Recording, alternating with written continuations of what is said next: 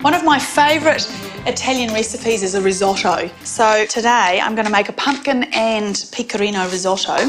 I've already got my stock going on. I've got a lovely vegetable stock that's going to go into my risotto, and I just want to keep that simmering away for when I need it. I don't know if it's particularly Italian or not, but I really like to add a bit of colour to my risotto. I love a pumpkin because you can generally get them all year round. Just like to use a slightly smaller knife when I'm getting my seeds out of there.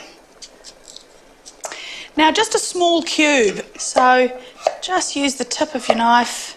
You don't want them too big so that you're having trouble putting them in your mouth when you're eating this lovely soft risotto.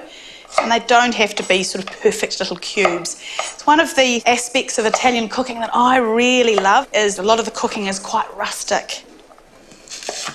I just want to quite finely dice the onion, and that goes in before anything else in the old risotto. So I'm going to use a combination of butter and oil for this. And I'm going to use the butter for the flavour, but the oil because then it keeps the burn factor down a bit. And then get your onions in there, and you just want to hear a very subtle sizzle.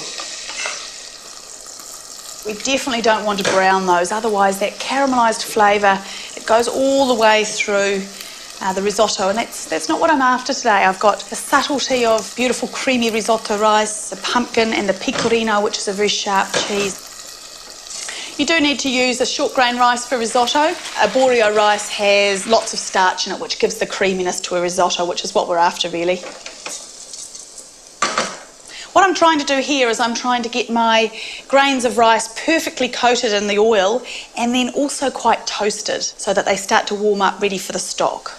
I always put the wine in first, and I just want to cook off that alcohol. So if we don't let the wine sort of come to a bubble, the alcohol can add a bit of a bitterness to cooking, so we want to slosh it in there and hear it kind of sizzle off, probably about half a cup. That is the sound I want to hear.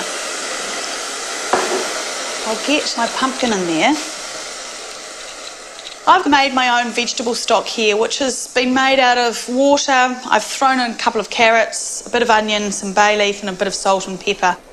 So the whole trick with risotto is really to keep enough liquid in the rice without drowning it. Stir if you need to.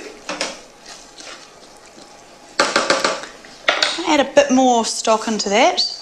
So what I'm looking for here, and this is why you can't really go and leave the risotto, but you don't need to be entirely tied to the pot.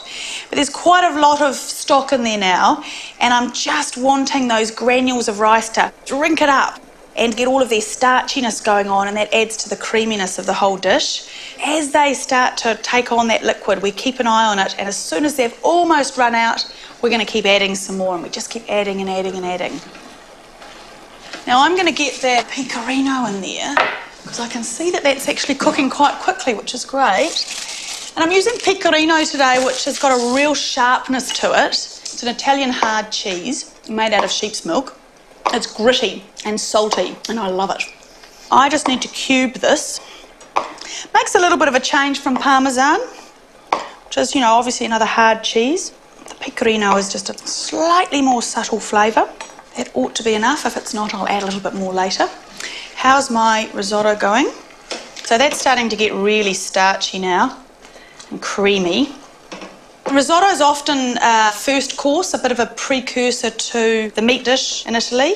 I'm going to serve it with those chicken thighs today. All that's taken up all of that stock. Probably do with another couple of minutes, so this is a good time for me to add my cheese.